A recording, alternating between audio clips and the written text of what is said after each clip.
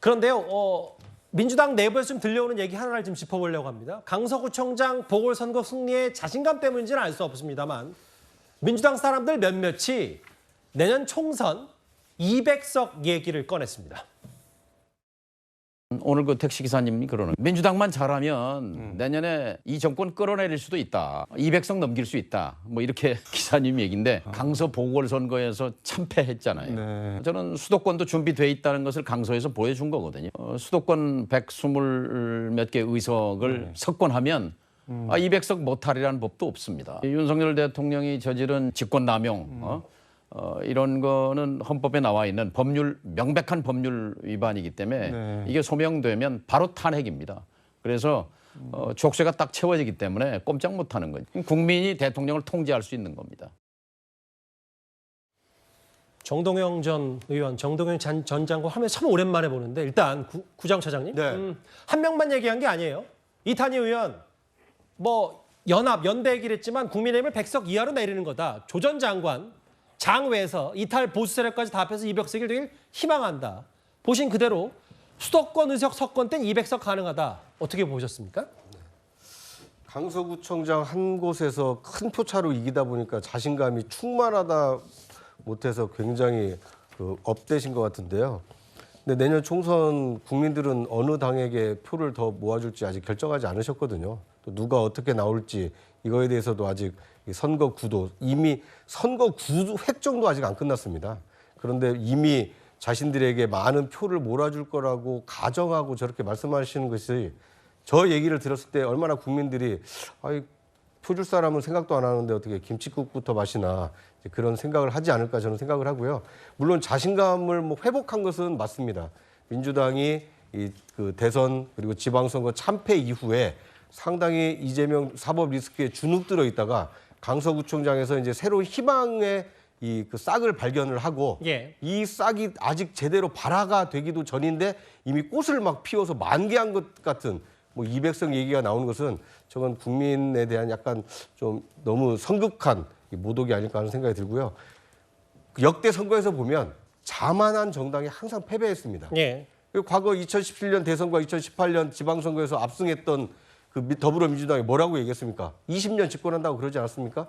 그런데 20년 집권은커녕 10년도 못 갔거든요. 저는 저렇게 지금 강서구청장 보궐선거 대승의 용기 100배에서 200석 운운하고 100석 밑으로 끌어내리겠다 이렇게 말씀하시는 분들의 얘기가 과연 실현이 될지 그건 뚜껑을 열어봐야 하는 것이 아닌가 하는 생각이 듭니다. 알 수는 없는데 아까 오만하면 진다는 표현도 좀 하셔서 이게 왜냐하면 이런 류의 발언들이 이번에만 있었던 건 아니고요. 지난 2020년 총선 당시에 야권의 스피커 중에 한 명인 유시민 전 이사장이 이런 말을 한 적이 있습니다.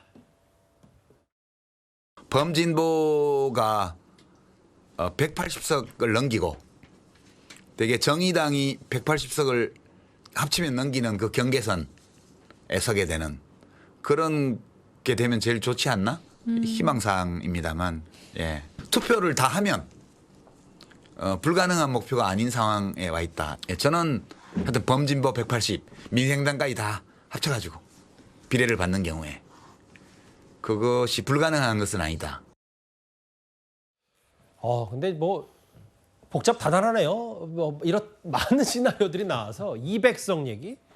과거에 유시민 전 이사장 물론 당시 총선에서 완승을 하긴 했습니다만 당시 180석 때문에 민주당 안에서도 저것 때문에 표 깎아먹었다는 얘기도 있긴 있었거든요. 유시민 전 이사장이 샴페인 일찍 터뜨려서. 한민수 대변인님. 네. 이런 것 같아요. 그러니까 200석 전망도 할 수 안 할 수도 있는데 강서구청장 보궐선거에서 민주당이 잘해서 이겼냐가 아니라 윤 대통령이 이번 정부가 지금 실정에 대한 비판이 있었다면 그 포인트를 못 잡지 않았냐는 민주당의 내부의 비판도 있는 것 같거든요. 좀 어떻게 판단하세요? 말씀하신 대로 저는 강서구청장 보궐선거 우리 민주당의 승리라고 생각 안 씁니다. 그냥 드리는 말씀이 아니고 국민들의 민심이 무섭다는 생각을 합니다. 매섭고 무서운데 저는 우리 당 안에 계신 분도 그렇지만 우리 당의 전직이던 밖에 계신 분도 이런 얘기 안 했으면 좋겠습니다. 윤석열 정부가 지금 국민 뜻과 반하는 정책과 민생보다는 이념을 강조해왔고 대통령께서 그렇게 해왔다는 건 다 알고 있습니다. 그 민심이 강서구청장 보궐선거에 나타나지 않았습니까? 그랬는데 그런 문제점을 지적은 할 수 있어요.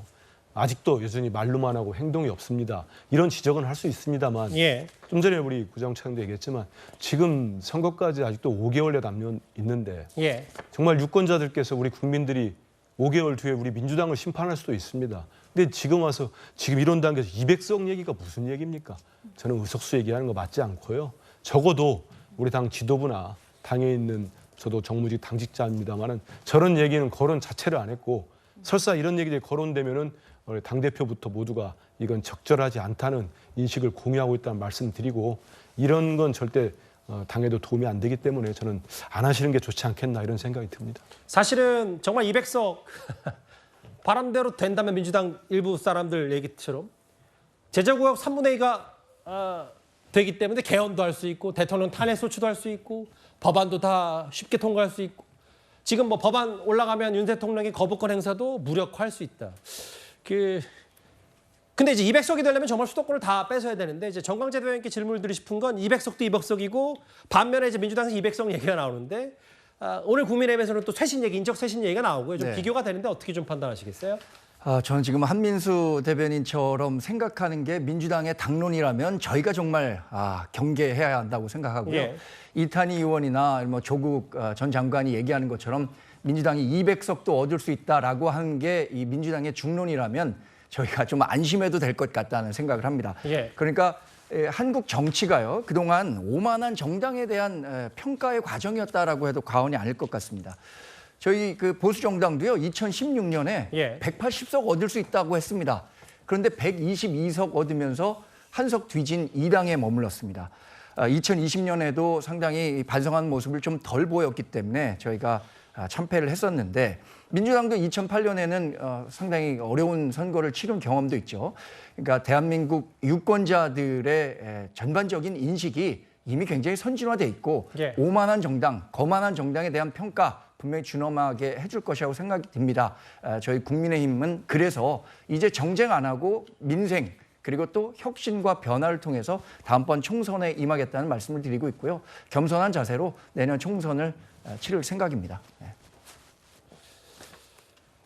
200석을 꺼냈다라는 얘기 민주당에 전해드렸습니다. 잠시만요. 저희가 이번 주제 마무리하기 전에 조금 전에 재판 과정에서 들려온 속보성 얘기를 한번 전해드리고 이번 주제 마무리하는 게 맞을 것 같아서요.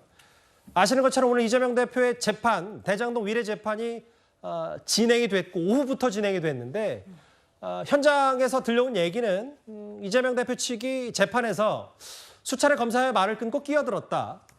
그래서 검찰 증거 설명을 도중에 이재명 대표 측 일방적인 주장으로 뭐 이재명 대표의 변호사인지 모르겠습니다만 일방적인 주장으로 말을 끊었다라는 얘기가 좀 보도가 됐고요.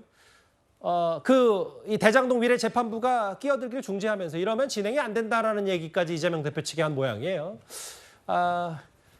이재명 대표 측의 반박은 이렇습니다. 증거 등등 없는 부분도 포함된 데를 검찰이 주장했다라고 하면서 검찰이 증거 능력 여부는 향후 재판부가 판단한다. 이거는 뭐 우리는 주장할 수 있는 거 아니냐는 얘기를 했는데 장윤주 변호사님 네. 오늘 재판에서도 좀 순조롭지는 않았던 것 같아요. 뭐 항상 재판이 순조롭지는 않지만 이재명 대표 측이 말을 끊고 재판부도 제지했다. 뭐 태도 논란이 있었던 것 같아요. 좀 어떻게 저희가 받아들일까요? 그래서 이제 재판 상황을 조금 더 보긴 해야 될 것 같긴 한데요. 형사 재판에서 또는 민사 재판에서 관련해서 얼마든지 관련 재판 절차 중에 뭐 변호인이 이야기를 하는 경우들이 있기는 합니다. 특히 이번 사건 같은 경우에는 대장동 그리고 성남 FC 관련된 재판 공판 기일이 있었던 것인데요.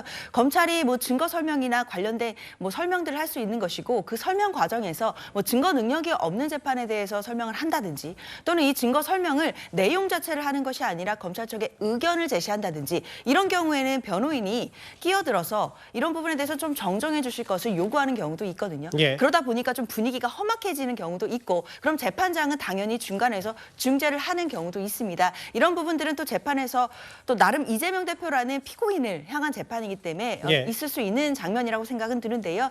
이제 뭐 검찰이 되었던 변호인이 되었던 자신들의 의견을 또 서면으로 정리해서 제출할 것이기 때문에 예. 앞으로 재판 과정을 통해 정리가 잘 될 것이라고 보입니다. 오늘 오후에 진행이 된 이재명 대표 관련 재판 대장동 위례 관련 뭐 성남의 푸시오는구까지 병합이 돼서 재판이 진행 중이니까요.